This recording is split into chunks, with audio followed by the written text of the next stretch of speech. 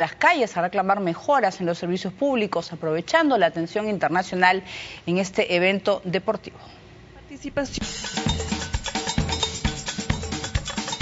Brasil se caracteriza por sus espectaculares playas, sus modernas y acogedoras ciudades, por su juego bonito, sus atractivas mujeres, su gente amable y por ser uno de los países más prósperos de América del Sur, que se proyecta como potencia mundial.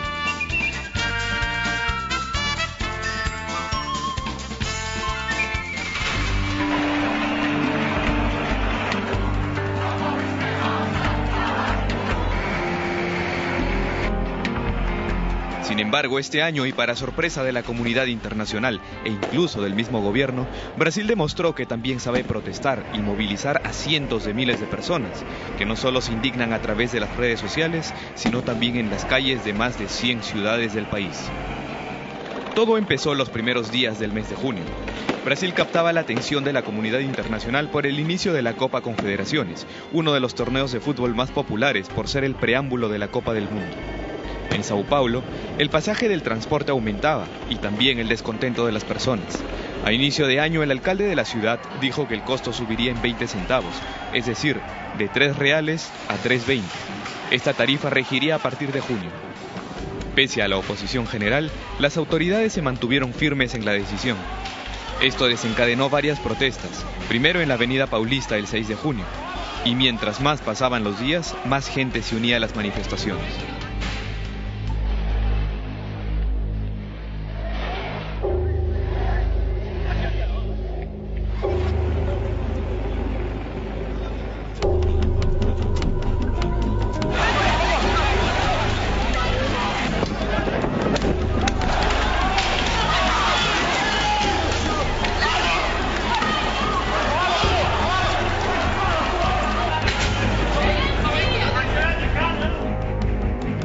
Río de Janeiro también movilizó un asombroso número de personas. El domingo 16 y lunes 17 de junio, más de 2.000 manifestantes buscaron llegar hasta el Estadio Maracaná. Precisamente ese mismo fin de semana debutaban en la misma sede México e Italia en la Copa FIFA Confederaciones. En Río se convocaron las protestas no solo por los pasajes, sino también por los altos costos del Mundial 2014 y por una necesidad de reformas en los sectores salud y educación. Se calcula que durante esos días, hasta el 18 de junio, se manifestaron más de 250.000 personas. Aunque inicialmente las protestas fueron pacíficas, muchos terminaron en violencia, tanto de los manifestantes como de los policías, quienes se enfrentaron en más de una oportunidad. Y es que en medio de estas movilizaciones se encontraron diversos colectivos sociales. Además de los Pase Libre que defendían el transporte público, estaban algunos universitarios de clase media que exigían las reformas de educación, seguridad y salud. Los Ninja, una especie de reporteros ciudadanos que con ayuda de sus teléfonos ponían al descubierto la brutalidad de los policías. Y también los Black Bloc, un grupo casi anarquista que fomenta la violencia y el vandalismo. En solo 14 días, la ira de los brasileños se expandió a más de 100 ciudades del gran país sudamericano. Las protestas ya no eran solo por el pasaje ni por las mejoras en educación y salud, sino también contra la corrupción en la política y la inseguridad. Ya no era únicamente en Río y Sao Paulo, sino también en la capital, Brasilia. Luego Recife, Porto Alegre, Manaus, Belo Horizonte, Natal, Belém, Curitiba e incluso el descontento llegó al extranjero con pequeñas protestas en París, Lisboa, Múnich, Berlín, Buenos Aires, Nueva York, Toronto, entre otros. Toda esta situación puso en jaque a la presidenta Dilma Rousseff, pues la fiesta del fútbol se veía empañada por la violencia. Minhas amigas e meus amigos, todos nós, brasileiras e brasileiros, estamos acompanhando com muita atenção as manifestações que ocorrem no país. Elas mostram a força de nossa democracia e o desejo da juventude de fazer o Brasil avançar. Os manifestantes têm o direito e a liberdade de questionar e criticar tudo, de propor e exigir mudanças, de lutar por mais qualidade de vida, de defender com paixão suas ideias e propostas. Mas precisam fazer isso de forma pacífica e ordeira. O governo e a sociedade não podem aceitar que uma minoria violenta e autoritária destrua o patrimônio público e privado, ataque templos, incendeie carros, apedreje ônibus e tente levar o caos aos nossos principais centros urbanos. Essa violência, promovida por uma pequena minoria, não pode manchar o movimento pacífico e democrático. Não podemos conviver com essa violência que envergonha o Brasil. Pese al discurso de llamada de atención y a que los alcaldes de las ciudades anunciaron la reducción de las tarifas, las protestas continuaron. Para buscar solución, Rousseff propuso un plebiscito para que la gente decidiera las reformas políticas que respondan a sus reclamos. Con la oposición, esta vez en el Congreso, la idea no llegó a concretarse y las protestas continuaron. Tras la visita del Papa Francisco en julio, las manifestaciones continuaron en agosto y octubre. Y aunque en el discurso de aquel viernes 21 de junio Dilma Rousseff pidió paz, diálogo y no violencia, queda claro que se ha desnudado una sociedad descontenta con la corrupción política e institucional. Un descontento que también podría empañar la Copa del Mundo. El gobierno tendrá que estar alerta para que lo sucedido en este 2013 no sea solo una muestra de lo que vendrá el próximo año. Bien, la gran pregunta que todos nos hacemos es ¿qué pasará ahora en el Mundial de Fútbol? Estamos a pocos meses del inicio y también puede ser una gran oportunidad para este grupo de gente pues, que está molesto, que está solicitando mejoras en diversos puntos para su vida. O sea, realmente puede causar un gran dolor de cabeza no solamente para Dilma Rousseff, sino también para la FIFA. Bueno, ese es justamente como decía, esa es la gran discusión, ¿no? Que se produjo una especie de, en realidad, de maracanazo social y político en Brasil, claro. Además de futbolístico en todo caso. Claro. Ahora, por otro lado hay que ver que las encuestas, por ejemplo, en lo que se refiere a la popularidad de Dilma Rousseff, ella sigue siendo la gran favorita para las elecciones, ¿no? Creo que ha sabido reaccionar de alguna manera, pero claro, los problemas persisten. Incluso el tema de la corrupción, ¿no? Hace poco, hoy día, ha salido una noticia, por ejemplo, que un senador utilizó un avión oficial para irse a Recife para hacerse implantar 10.000 pelos. Así es, ¿no? Porque tenía un problema de calvicie, claro, ¿no? Claro. Entonces, claro, eso puede parecer un problema menor, pero en todo caso está un poco en la tendencia, el tema de la corrupción que sigue presente, ¿no? Entonces, durante el Mundial, y además una cosa que fue sumamente llamativa fue que durante la Copa de las Confederaciones, que se haya producido en medio de un torneo de fútbol, y que incluso una figura sagrada, prácticamente sagrada, como puede ser Pelé, lo mandaron callar.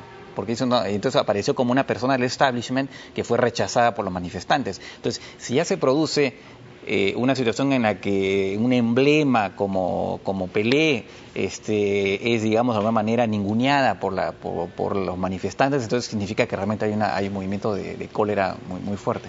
Vamos a ver qué sucede ahora, ¿no? Muy bien, Farita, ¿a ti qué te parece? Y eso sumado a que si le va mal a Brasil en el Mundial, ahí va a ser mucho más escandalosa la cosa. Pero entre los presidentes que enfrentaron manifestaciones de protesta, sobre todo de estratos medios, probablemente la que haya tenido mayores reflejos haya sido precisamente Dilma Rousseff, ¿no?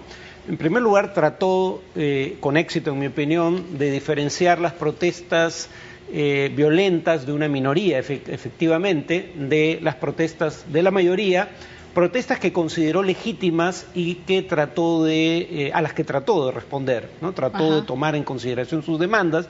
Y cuando uno ve las encuestas con perspectivas a las elecciones presidenciales próximas en Brasil, todo parece indicar que las protestas no han mellado las posibilidades de reelección de Dilma Rousseff.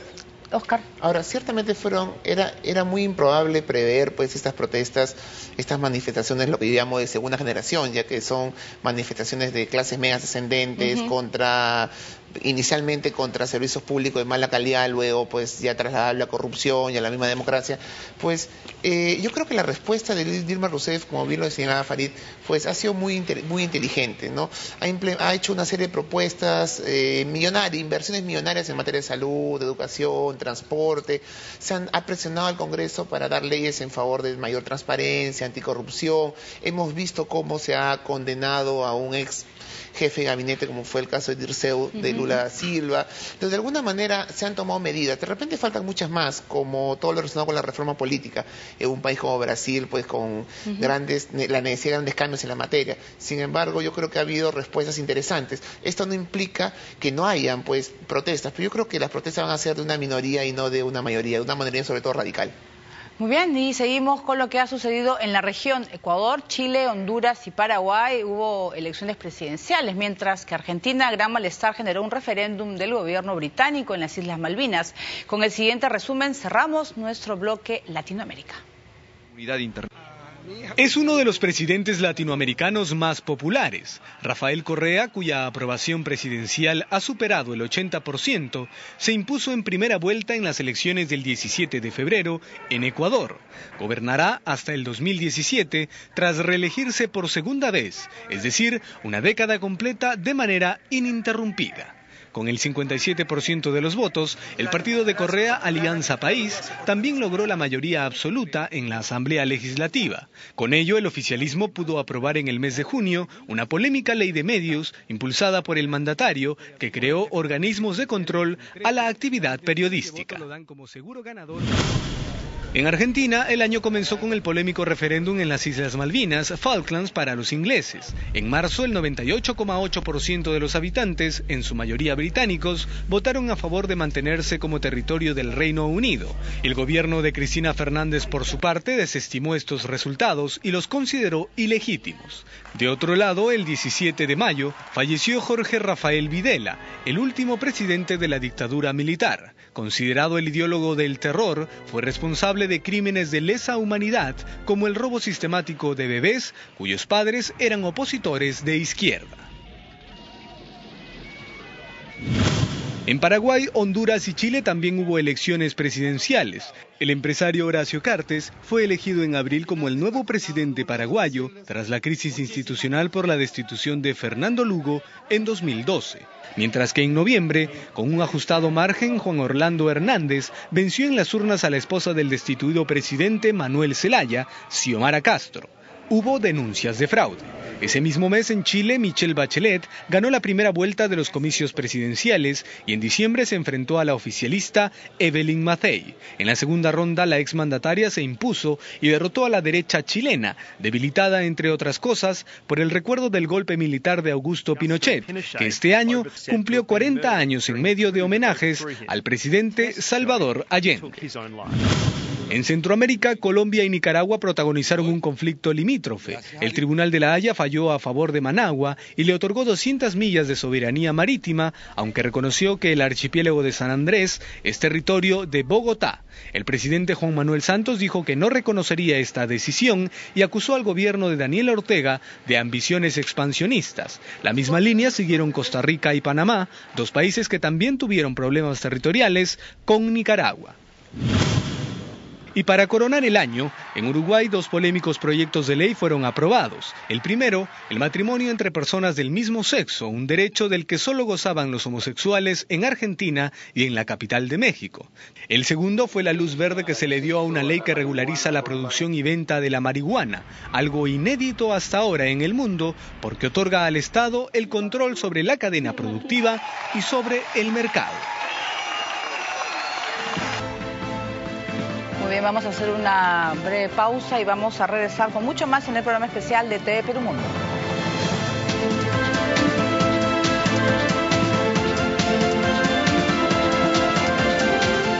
La televisión digital es una realidad. TV